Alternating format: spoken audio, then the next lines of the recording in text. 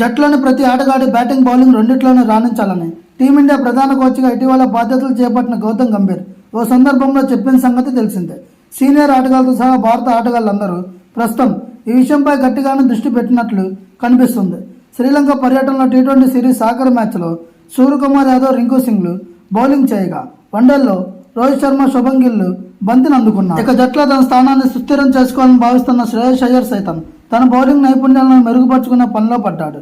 ఇందుకు సంబంధించిన ఓ వీడియో ప్రస్తుతం సోషల్ మీడియాలో వైరల్గా మారింది. ప్రస్తుతం అయ్యర్ బుచ్చిబాబు టోర్నీలో ఆడుతున్నాడు.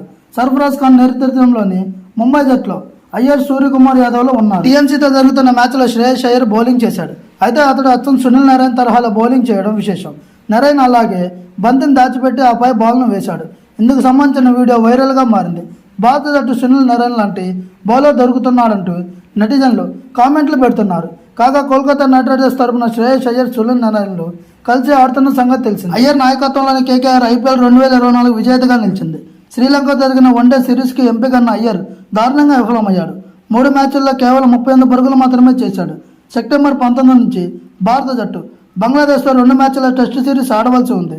ఈ సిరీస్ కంటే ముందు జరుగుతున్న దేశవాళీ టోర్నీ దిలీప్ ట్రోఫీలోనూ అయ్యర్ ఆడుతున్నాడు. టెస్టు జట్టుకు ఎంపిక కావాలంటే మాత్రం దిలీప్ ట్రోఫీలో అతడు ఖచ్చితంగా రాణించవలసిన అవసరం ఉంది. ఈ వీడియో కనుక మీకు నచ్చినట్లయితే please like, share and subscribe.